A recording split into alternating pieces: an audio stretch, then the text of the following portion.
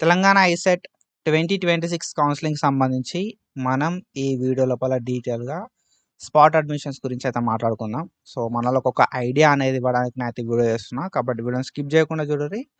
And మీరు ఒకవేళ మన ఛానల్ కొత్తగా వస్తే పక్కాగా సబ్స్క్రైబ్ చేసుకొని మీ ఫ్రెండ్స్ అందరికీ ఈ వీడియోని షేర్ చేయండి. సో, మనం ప్రీవియస్‌గా తెలంగాణ ఐసెట్‌కి సంబంధించి చాలా వీడియోస్ చేసుకున్నాం. అండ్ ఫర్దర్‌గా ఏ అప్డేట్ వచ్చినా మిస్ చేయకుండా వీడియోస్ చేసుకుంటాం కాబట్టి సబ్స్క్రైబ్ చేసుకుంటే మీకు అప్డేట్స్ అనేది రెగ్యులర్‌గా తెలుస్తా ఉంటాయి అన్నట్టు. ఓకేనా?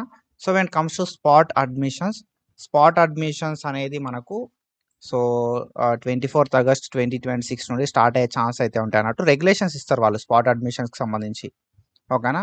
సో, మనకు ఫైనల్ ఫేజ్‌కి సంబంధించిన రిపోర్టింగ్ అయిపోయిన తర్వాత సో, మనకు 25th ఆగస్ట్ 2026 రోజు ఫైనల్ ఫేజ్‌కి సంబంధించిన రిపోర్టింగ్ అనేది కంప్లీట్ అయిపోతది. సో, ఈ ఫైనల్ ఫేజ్‌కి సంబంధించిన రిపోర్టింగ్ కంప్లీట్ అయిన తర్వాత ఏ కాలేజ్ లోపల అండ్ ఏ బ్రాంచ్ లోపల ఎన్ని నెంబర్ ఆఫ్ వేకెంట్ సీట్స్ ఉన్నాయి అనే దాన్ని బట్టి స్పాట్ అడ్మిషన్ నోటిఫికేషన్ అయితే రిలీజ్ చేస్తారు. లేదు అంటే గైడ్‌లైన్స్ అయితే రిలీజ్ చేస్తారన్నట్టు. సో, మనకి 24th ఆగస్ట్ 2026 రోజే స్పాట్ అడ్మిషన్‌కి సంబంధించిన గైడ్‌లైన్స్ అయితే రిలీజ్ అయితాయి. అండ్ మనకి ఏ కాలేజ్ లోపల, ఏ బ్రాంచ్ లోపల ఎన్ని నెంబర్ ఆఫ్ వేకెంట్ సీట్స్ ఉన్నాయనే ఇన్ఫర్మేషన్ కూడా మనకి వెబ్‌సైట్ లోపల అయితే పెడతారు. సో, దాన్ని బేస్ చేసుకొని మనకి ఏదైతే కాలేజ్‌లో ఏదైతే బ్రాంచ్‌లో సీట్ కావాలనుకుంటామో ఆ కాలేజ్‌కి, ఆ బ్రాంచ్‌కి సెపరేట్‌గా ఎళ్లి మనమైతే అప్లికేషన్ పెట్టుకోవాల్సి ఉంటదన్నట్టు ఆఫ్‌లైన్ లోపల. ఓకేనా? సో, మనం ఏం చేయాల్సి ఉంటది అంటే ఆఫ్‌లైన్ లోపల స్పాట్ అడ్మిషన్ నోటిఫికేషన్ వస్తది. గైడ్‌లైన్స్ వస్తాయి.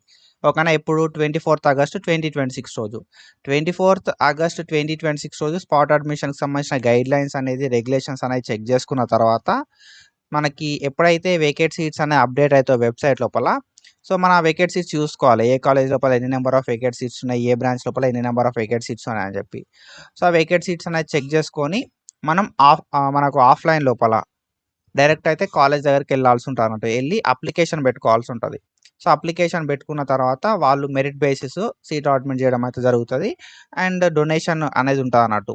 ఓకేనా? సో, మనకెట్లుంటది కదా అంటే కాలేజ్ ఏ కాలేజ్ మీరు చూజ్ చేసుకున్నా గూడా ఆ కోర్స్‌కి ఎంతైతే ఫీ ఉంటదో అంత ఫీ మనం కట్టాలె. ఓకేనా? సో, మీరు ఇక్కడ చెక్ చేసుకోవచ్చు. మనకు అఫీషియల్ వెబ్‌సైట్ లోపల ఇన్‌స్టిట్యూట్ ప్రొఫైల్ అనే ఇన్ఫర్మేషన్ ఉంటది. ఓకేనా? సో, ఇన్‌స్టిట్యూట్ ప్రొఫైల్ లోపల మీరు చూసుకుంటే మనకి ప్రతి కాలేజ్‌కి సంబంధించిన ఇన్ఫర్మేషన్ అయితే ఉంటదన్నట్టు. ఓకేనా? అక్కడ ఇక్కడ ఎంతైతే ఫీ ఉందో ఫీ అనేది మనం పే చేయాల్సి ఉంటదన్నట్టు. ఓకేనా? సో, ఇప్పుడు స్పాట్ అడ్మిషన్‌లో మీరు జాయిన్ అయితున్నారు అంటే ఇట్ ఈస్ లైక్ మేనేజ్‌మెంట్. ఓకేనా? సో, మేనేజ్‌మెంట్ లోపల మీరు జాయిన్ అయితున్నట్టే. సో, మీరేంది కదా అంటే టోటల్ ఫీ ఎంతైతే ఉంటదో అంత ఫీ మనం పే చేయాల్సి ఉంటదన్నట్టు. ఓకేనా? సో, మనకు ఫీ రియంబర్స్‌మెంట్ లాంటియి రావు.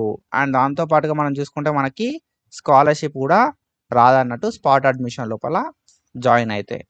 సో, ఇవన్నీ కూడా ఉంటాయి. మనకు స్పాట్ అడ్మిషన్‌కి సంబంధించిన రెగ్యులేషన్స్ వాళ్ళు క్లియర్‌గా మెన్షన్ చేస్తారు. ఫీ రియంబర్స్‌మెంట్ రాదు అని చెప్పి. అండ్ ఫీ అనేది మనం టోటల్‌గా పే చేయాల్సి ఉంటదన్నట్టు. మనం ఆ కాలేజ్‌లో ఆ కోర్స్ చేయాలి అనుకుంటే. అండ్ దాంతో పాటుగా ఒరిజినల్ టీసీ అనేది మన దగ్గరనే ఉండాలె. అండ్ దాంతో పాటుగా ఒరిజినల్ డాక్యుమెంట్స్ అన్నిటిని మనం సబ్మిట్ చేయాల్సి ఉంటది. సీట్ అలాట్‌మెంట్ అయిన వెంటనే మనం జాయిన్ కావడానికి. సో, మన దగ్గర టీసీ ఉన్నప్పుడు మాత్రమే ఒరిజినల్ డాక్యుమెంట్స్ ఉన్నప్పుడు మాత్రమే మనం స్పాట్ అడ్మిషన్ లోపల పార్టిసిపేట్ చేయడానికి ఛాన్స్ అయితే ఉంటదన్నట్టు. సో, ఫర్దర్‌గా మనకు రెగ్యులేషన్స్ అనేది రిలీజ్ అయిన తర్వాత నేను detailed step by step video అయితే మళ్ళీ చేస్తా. అండ్ మళ్ళీ మీకు ఇన్ఫర్మేషన్ అయితే షేర్ చేస్తా. ఓకేనా? సో, ఇది ఇన్ఫర్మేషన్ నాకు తెలిసి మీకు క్లియర్‌గా అర్థమైందని చెప్పి అనుకుంటున్నా. ఫర్దర్‌గా ఏ అప్డేట్ వచ్చినా వీడియోస్ చేసుకుంటాం కాబట్టి పక్కాగా సబ్స్క్రైబ్ చేసుకొని పెట్టుకోర్రి.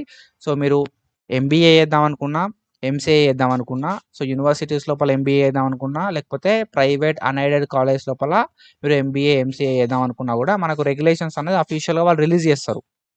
ఓకేనా? సో, రిక్వైర్డ్ డాక్యుమెంట్స్ ఏం కావాలని చెప్తారు.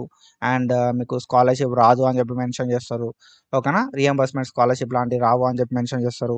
అన్ని ఒరిజినల్ డాక్యుమెంట్స్ ఉండాలి అని చెప్పి మెన్షన్ చేస్తారు. ఎక్కడెక్కడ ఎన్ని నంబర్ ఆఫ్ వేకెంట్ సీట్స్ ఉన్నాయనే ఇన్ఫర్మేషన్ మెన్షన్ చేస్తారు. అండ్ మనకి స్పాట్ అడ్మిషన్ ఏ డేట్స్ లోపల అయితది అనే ఇన్ఫర్మేషన్ కూడా మెన్షన్ చేస్తారు. అండ్ కొన్ని ప్రైవేట్ కాలేజోళ్ళు వాళ్ళ ఇష్టం వచ్చినప్పుడు స్పాట్ అడ్మిషన్ కండక్ట్ చేస్తారు. అండ్ ఏందంటే వాళ్ళకి స్పెసిఫిక్ టైమ్ ఉంటది. ఆ స్పెసిఫిక్ టైమ్ లోపల ఈ స్పాట్ అడ్మిషన్స్ కంప్లీట్ చేస్తారన్నట్టు. ఓకేనా? సో, ఇది ఇన్ఫర్మేషన్. ఫర్దర్‌గా ఏమన్నా అప్డేట్ ఉంటే మనం చాలా వీడియో చేసుకుందాం. కాబట్టి ఫాలో అయితా ఉండుర్రి. Thank you so much. Signing of.